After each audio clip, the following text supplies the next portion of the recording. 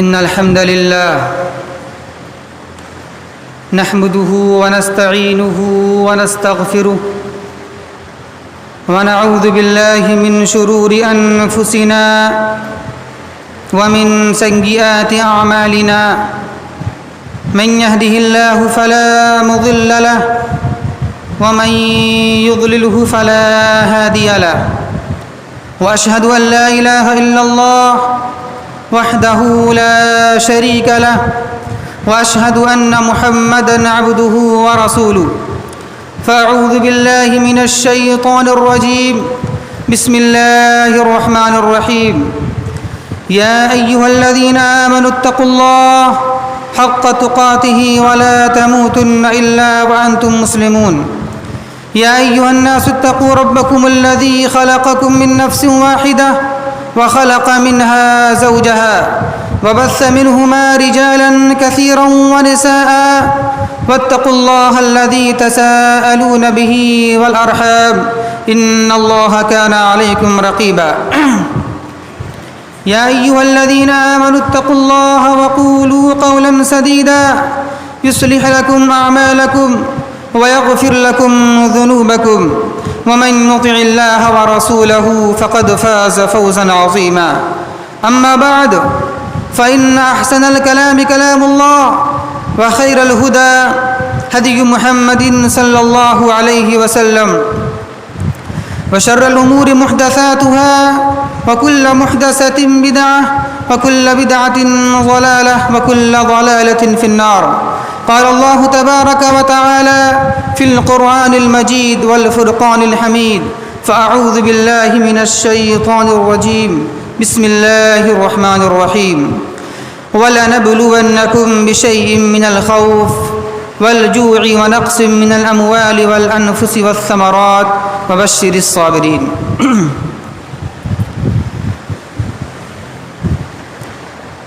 محترم سامعین کرام و معزز حاضرین جمعہ،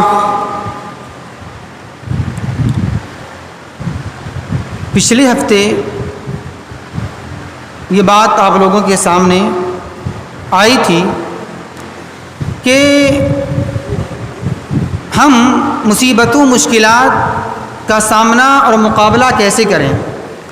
آج ہر طرف فتنے کا، آزمائش کا، مصیبتوں کا، مشکلات کا دورہ ہے، تو آخر ہمارے پاس وہ اصول، وہ طریقے کیا ہونا چاہیے کہ جس اصول کو ہم اپنا کر، جس طریقے کو ہم اپنا کر مشکلات کا، مصیبتوں کا سامنا اور مقابلہ کریں اور ہم اپنے آپ کو ٹوٹنے سے، بکھرنے سے، منتشر ہونے سے اپنے آپ کو بچا لیں۔ تو اس کے کچھ اصول، تقریباً 5 اصول ہم نے اس سے پہلے بیان کیے تھے۔ اب آئیے انشاءاللہ اسی موضوع کو آگے بڑھاتے ہوئے ہم یہ بیان کریں۔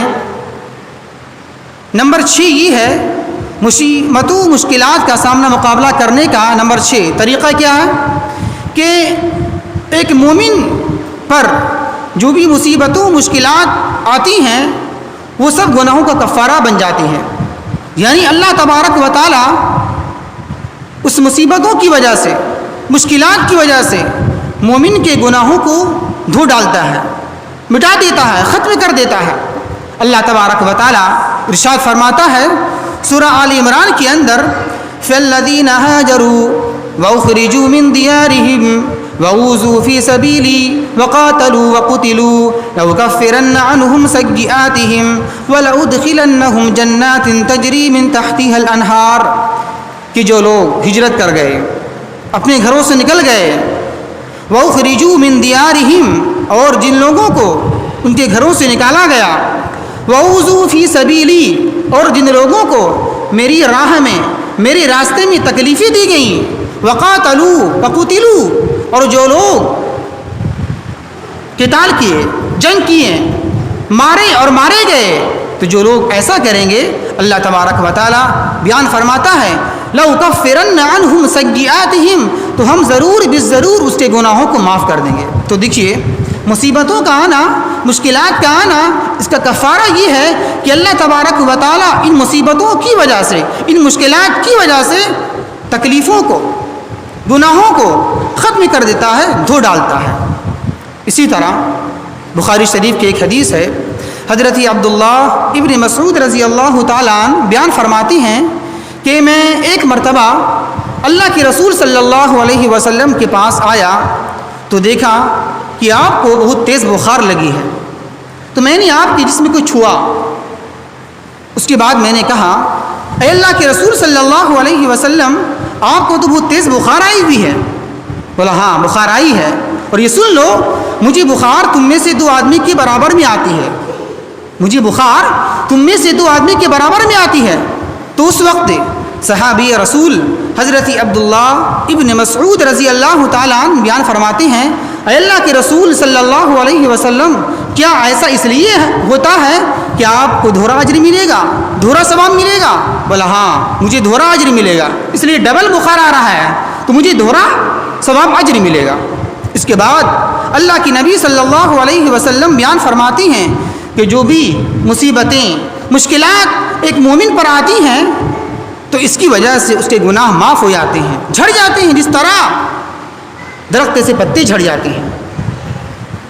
اسی طرح بخاری مسلم کی حدیث ہے، اللہ کے نبی صلی اللہ علیہ وسلم نے ارشاد فرمایا ما یصیب المسلم من نصب ولا وصب ولا ہم ولا حزن ولا غم ولا اذن حتى الشوكة يشاكها الا كفر الله بها من خطاياه، کہ ایک مومن کو، ایک مسلمان کو جو بھی مصیبتیں، مشکلات، ٹینشن، ذہنی انتشار، ذہنی خرابیاں، درد، تھکان جو بھی آتی ہیں، یہاں تک کہ ایک مومن کو ایک کانٹا بھی چبھتا ہے تو اللہ تبارک و تعالیٰ اس کی وجہ سے، اس کی برکت سے اس کے گناہ معاف کر دیتا ہے۔ اسی طرح ترمذی شریف کی حدیث ہے، جناب محمد الرسول اللہ صلی اللہ علیہ وسلم بیان فرماتے ہیں کہ جب اللہ تبارک و تعالیٰ کسی بندے کے ساتھ خیر کا معاملہ کرنا چاہتا ہے، بھلائی کرنا چاہتا ہے، تو اللہ تبارک و تعالیٰ اس بندے کی سزا، گناہوں کی سزا اسی دنیا ہی میں دے دیتا ہے۔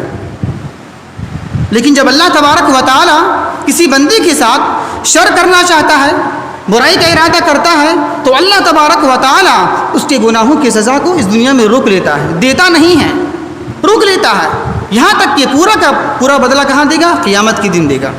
اس سے معلوم یہ ہوتا ہے کہ مصیبتوں کا آنا، مشکلات کا آنا اس دنیا میں خیر ہے، بھلائی ہے۔ اللہ تبارک و تعالیٰ مصیبتوں کی وجہ سے، مشکلات کی وجہ سے ہمارے گناہوں کو ختم کر دیتا ہے، دھو ڈالتا ہے۔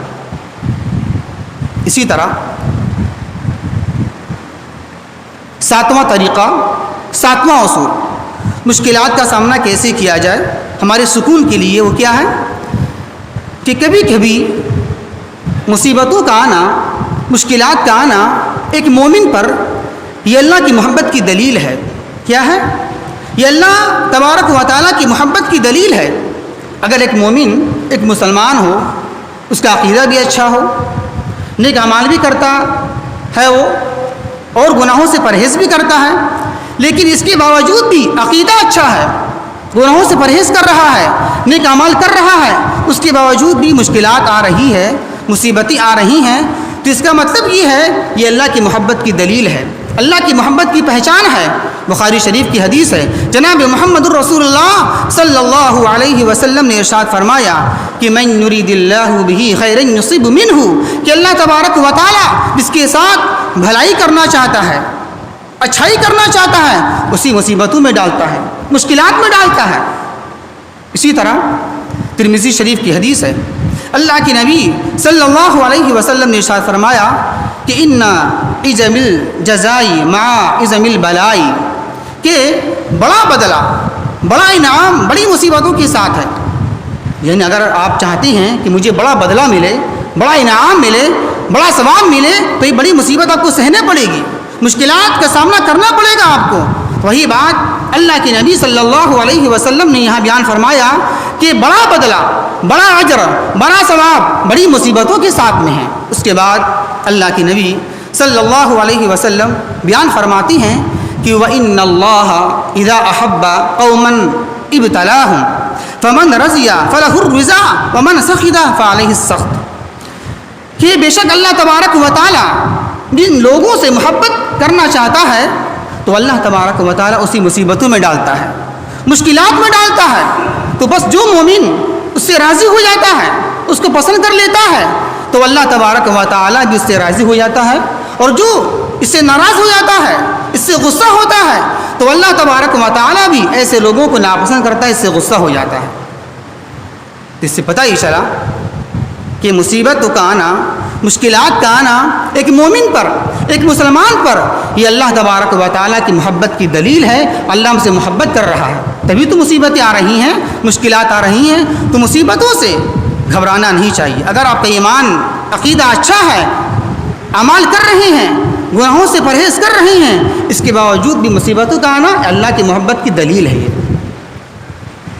اسی طرح نمبر 8 جو اصول کیا ہے وہ یہ ہے کہ ماضی میں جو بھی مصیبتیں، مشکلات آ چکی ہیں اس پر افسوس نہ کیا جائے، اس پر غم کا اظہار نہ کیا جائے۔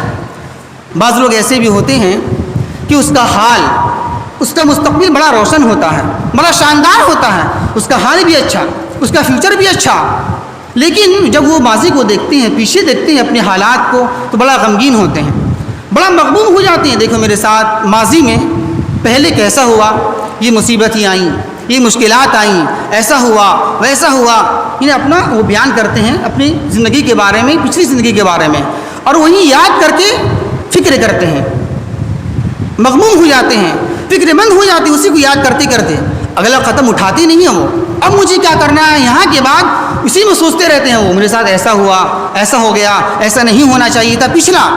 تو شریعت یہ کہتی ہے، اسلام یہ کہتا ہے جو پچھلا ہو چکا اسے بھول جائیے، آپ اسے ختم کر دیجیے آپ، کیونکہ پچھلا یاد کرنے سے مصیبت میں اور زیادہ اضافہ ہوگا، مصیبت بڑھے گی، افسوس کرنے سے، غم کرنے سے یہ غم میں اضافہ ہوگا آپ کا۔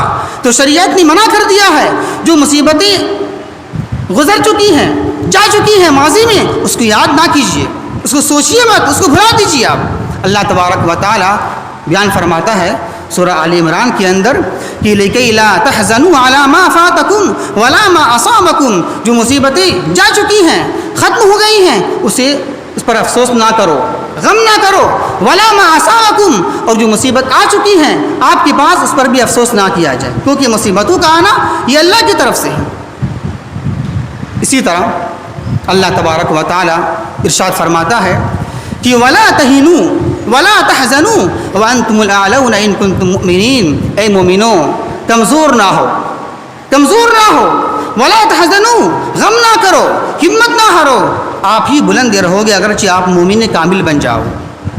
تو شریعت ہمیں منع کرتی ہے پچھلے کے بارے میں غم نہ کیا جائے، جو گزر گیا سو گزر گیا، اس پر واویلا کیا جائے، افسوس کیا جائے، نوحہ ماتم کیا جائے، اس پر شریعت نے منع کر دیا، تاکہ اگلا قدم جو آپ کو اٹھنے والا اچھا ہو، شاندار ہو۔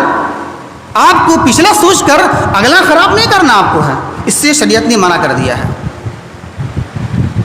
اسی طرح نمبر 9 مصیبتوں پر ناراض ہونا، غصہ ہونا خود اس کے لیے جو مصیبت میں مبتلا ہے نقصان دہ اس کے لیے ہے، خرابی اس کے لیے ہے۔ وہ کیسے؟ وہ اس طرح، مثال کے طور پر مصیبتوں پر ناراض ہونا اور زیادہ غصہ ہونا، یہ مصیبت کیوں آئی، یہ اس طرح ایسا کرنا، کوسنا اپنے آپ کو، ناراض ہونا، غصہ ہونا، یہ مصیبتوں کو اور زیادہ بڑھا دے گا آپ کو۔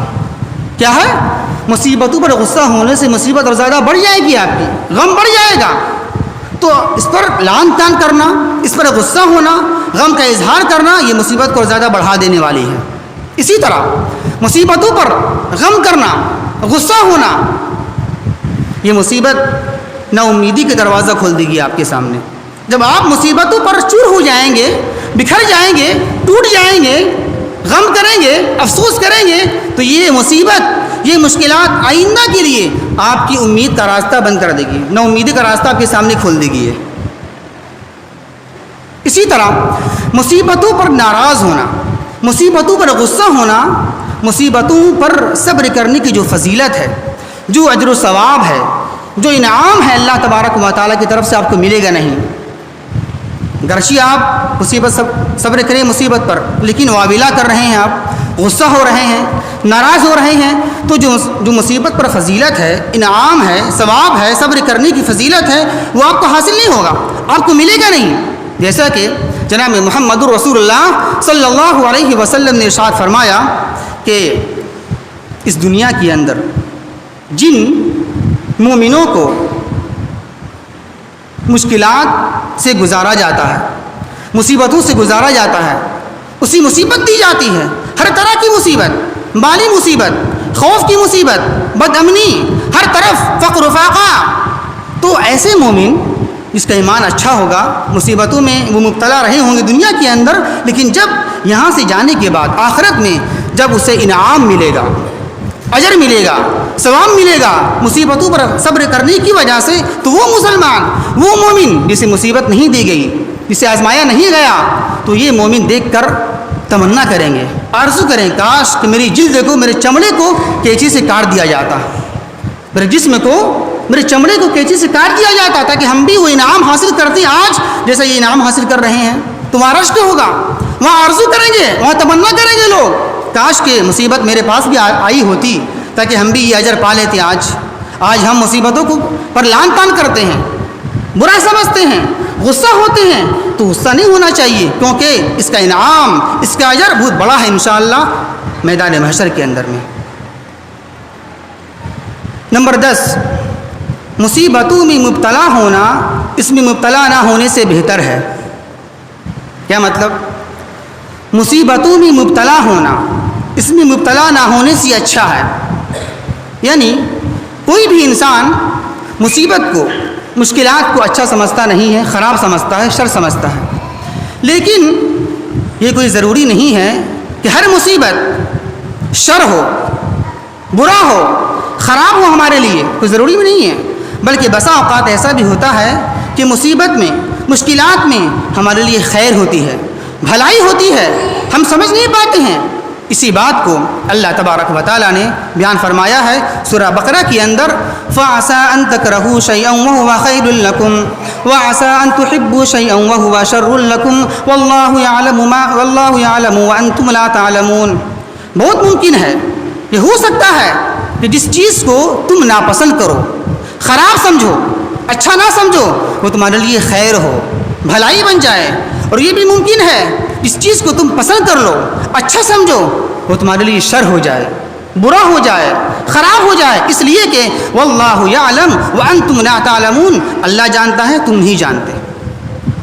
اسی طرح اللہ تبارک و تعالی بیان فرماتا ہے سورہ نساء کے اندر، فَعَسَىٰ أَن تَكْرَهُوا شَيْئًا وَيَجْعَلَ اللَّهُ فِيهِ خَيْرًا كَثِيرًا۔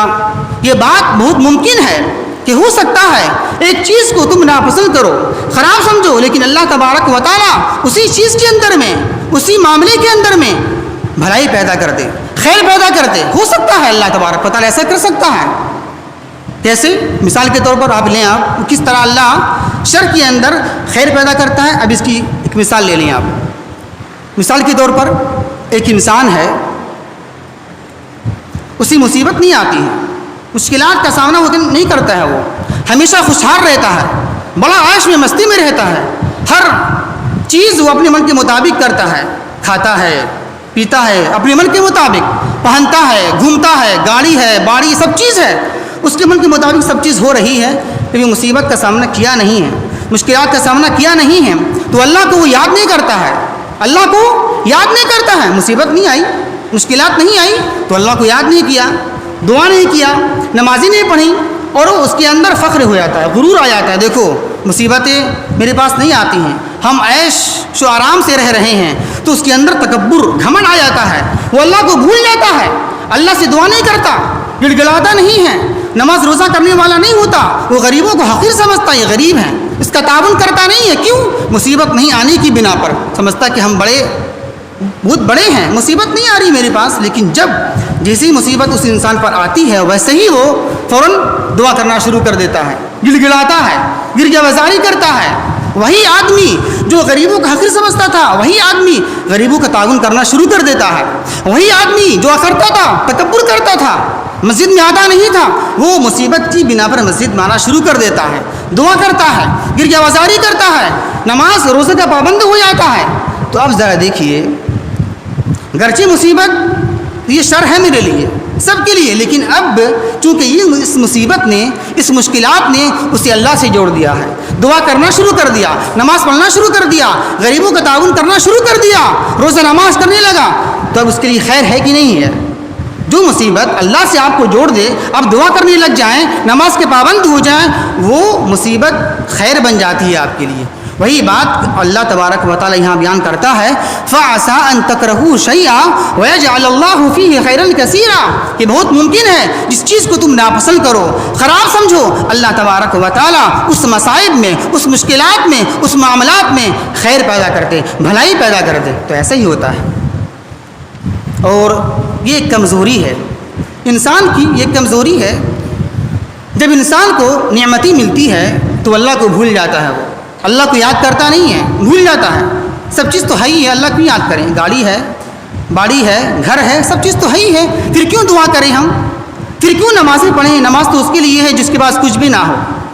اور جیسے ہی مصیبتیں آتی ہیں فوراً وہ دعا کرنا شروع کر دیتا ہے. اسی کا تذکرہ اللہ بیان کرتا ہے سورہ یونس کے اندر کہ وَإِذَا مَسَّ الْإِنسَانَ الضُّرُّ دَعَانَا لِجَنبِهِ أَوْ قَاعِدًا أَوْ قَائِمًا فَلَمَّا كَشَفْنَا عَنْهُ ضُرَّهُ مَرَّ كَأَن لَّمْ يَدْعُنَا إِلَىٰ ضُرٍّ مَّسَّهُ، کہ جب انسان پر مصیبتیں آتی ہیں، مشکلات آتی ہیں، تو ہمیں پکارتا ہے، وہ روتا ہے، گڑ گڑاتا ہے، پہلو کے بل اٹھے بیٹھے ہر حالت میں مجھے پکارتا ہے وہ. لیکن جیسے ہی ہم اس کی مصیبت کو دور کرتے ہیں، ختم کر دیتے ہیں، فوراً وہ چنگا ہو جاتا ہے، مجھے بھول جاتا ہے وہ.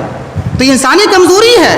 تو اس سے پتہ ہی چلا جو مصیبت آپ کو اللہ سے قریب کر دے، اللہ سے جوڑ دے، وہ مصیبت نہیں، وہ خیر آپ کے لیے ہے، وہ شر نہیں، آپ کے لیے خیر ہے وہ.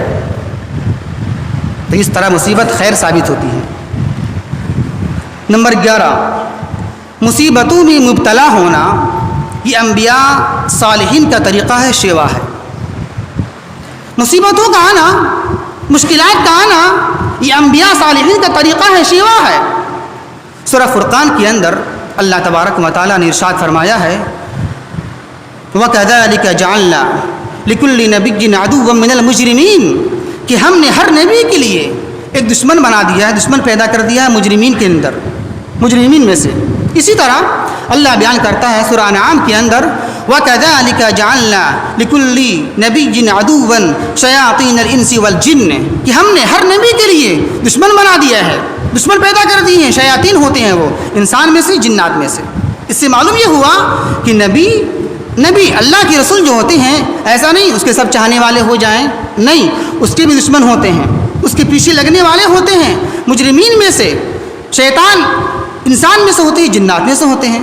تو دشمن ہر نبی کا رہا ہے.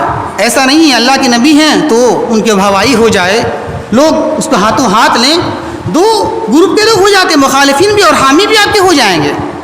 اسی طرح ترمذی کی حدیث ہے، اللہ کی رسول صلی اللہ علیہ وسلم سے پوچھا گیا کہ اے اللہ کے رسول صلی اللہ علیہ وسلم، سب سے زیادہ مصیبتیں کس پر آتی ہیں، سب سے زیادہ مشکلات کس پر آتی ہیں؟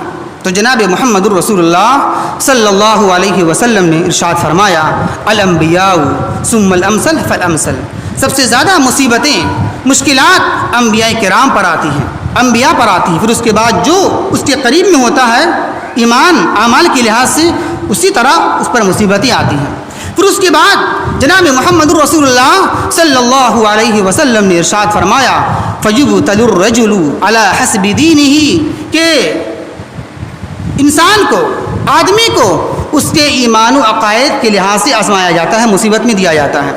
فَإِنْ كَانَ دِينُهُ صُلْبًا، اگر اس کا دین سخت ہوتا ہے، اگر وہ اپنے عقائد میں، اپنے اعمال میں پختہ ہوتا ہے، بالکل مضبوط ہوتا ہے، تو مصیبتیں بھی مضبوط آتی ہیں، زیادہ آتی ہیں، بہت بڑی آتی ہیں. لیکن اگر وہ وَإِنْ كَانَ فِي دِينِهِ رِقَّةً، اگر وہ اپنے دین کے اندر میں ذرا کمزور ہوتا ہے ایمان کے لحاظ سے، اعمال کے لحاظ سے، تو مصیبتیں بھی ہلکی ہوتی ہیں. اس سے پتہ ہی چلا کہ جو زیادہ دیندار ہوگا، تقوی والا ہوگا، اللہ سے قریب ہوگا، زیادہ مصیبتیں آئیں گی، زیادہ مشکلات آئیں گی. اور جو بالکل دین میں ذرا کمزور ہوگا، اعمال کے لحاظ سے، عقائد کے لحاظ سے، مصیبتیں ہلکی ہوں گی. اسی طرح اس کے بعد اللہ کے نبی صلی اللہ علیہ وسلم نے ارشاد فرمایا کہ ایک مومن پر مصیبتیں مشکلات آتی رہتی ہیں یہاں تک کہ زمین پر وہ چلتا ہے اس طرح اس پر گناہ کچھ باقی رہتا نہیں ہے، بالکل وہ گناہوں سے پاک و صاف ہو جاتا ہے۔ تو اس سے پتہ ہی چلا مصیبتوں کا آنا، مشکلات کا آنا یہ انبیاء صالحین کا طریقہ ہے، شیوا ہے۔ اب ذرا دیکھ لیجیے، آپ سارے انبیاء کو دیکھیے۔ حضرت یعقوب علیہ السلام کو ان کے بیٹے یوسف علیہ السلام جدا ہو گئے، غمگین ہو گئے، روتے رہے برسوں۔ اسی طرح حضرت ایوب علیہ السلام کو دیکھیے، بیماری ہو گئی، مدت بیمار رہے وہ۔ اسی طرح یوسف علیہ السلام کو دیکھیے، جیل خانے میں ڈال دیے گئے، الزام لگا دیا گیا، بدکاری کا الزام لگایا گیا۔ یہ کیا ہے؟ یہ مصیبت نہیں، مشکلات نہیں۔ اسی طرح اور آگے بڑھیے، آپ دیکھیں، آپ یونس علیہ السلام مچھلی کے پیٹ میں چلے گئے، مصیبت کا سامنا کیا، وہاں اللہ سے دعا کیا، فنادى في الظلمات لا الہ الا انت سبحانک انی کنت من الظالمین۔ اسی طرح اور آگے بڑھیے، اور سب سے پیارے محبوب جناب محمد الرسول اللہ سید المرسلین امام الانبیاء محمد الرسول اللہ صلی اللہ علیہ وسلم کو ذرا دیکھیے، آپ مصیبتوں کا سامنا کس طرح کر رہے ہیں، پے در پہ مصیبت، یکی بعد دیگری مصیبتیں آ رہی ہیں، ایک کے بعد ایک۔ ذرا دیکھیے آپ، اللہ کے رسول صلی اللہ علیہ وسلم جب پیدا ہوئے، ان کے والد صاحب نہیں تھے، یتیم پیدا ہوئے، ان کے والد نہیں تھے۔ اسی طرح جب پیدا ہو چکے، ذرا سا بڑے ہوئے تو ان کی والدہ چلی گئیں 6 سال کی عمر میں۔ اسی طرح جب ذرا سا اور بڑے ہوئے، ان کے چچا چلے گئے، پھر ذرا سا اور بڑے ہوئے، ان کے دادا چلے گئے۔ پھر اسی طرح اللہ کے نبی صلی اللہ علیہ وسلم کی زندگی ہی میں خدیجہ، جو آپ کی پیاری محبوبہ بیوی تھی، خدیجہ رضی اللہ تعالیٰ عنہ کا انتقال ہو گیا، وہ چلے گئیں۔ اسی طرح اللہ کے نبی صلی اللہ علیہ وسلم کی زندگی ہی میں آپ کی بیٹی کا انتقال ہو گیا، 3 بیٹی کا انتقال ہو گیا۔ اسی طرح اللہ کے نبی صلی اللہ علیہ وسلم کے زندگی ہی میں ان کے 2 بیٹے کا انتقال ہو گیا، چھوٹے چھوٹے ان کے بیٹے تھے، ان کے بیٹے چلے گئے۔ یہاں تک اتنا غم ہوا، اتنا صدمہ ہوا اللہ کے نبی صلی اللہ علیہ وسلم کو کہ اپنے چھوٹے بیٹے کو اٹھا کر گود میں لے کر یہ کہتے ہیں، اے اللہ، دل تو مغموم ہے، دل غمزدہ ہے، بیٹا بہت چھوٹا ہے، بہت چھوٹا بیٹا ہے۔ ہاتھ میں لے کر کہتے ہیں، اے اللہ، دل غم میں بھرا ہوا ہے اور آنکھ سے آنسو جاری ہے، لیکن اے اللہ، ہم زبان سے وہی بات نکالیں گے جو آپ کو پسند ہو، آپ کے خلاف بات نہیں کریں گے ہم۔ آپ دیکھیے، یہاں بیٹا جا رہا ہے، چھوٹا بیٹا چلا گیا، لیکن دیکھیے جو سکون دل میں ہے وہ آپ پتہ لگا پائیں گے آپ۔ یہ ہے انبیاء صالحین، مصیبتوں کے پہاڑ توڑے جا رہے ہیں۔ اسی طرح جب اور ذرا آگے بڑھیے آپ، جب اللہ کے نبی صلی اللہ علیہ وسلم تبلیغ کرنے کے لیے گئے طائف کے میدان میں، کیا کیا؟ لوگوں نے اس کی بات کو مان لیا؟ نہیں مانا، لہولہان کر دیا، خون نکال دیا مار کر۔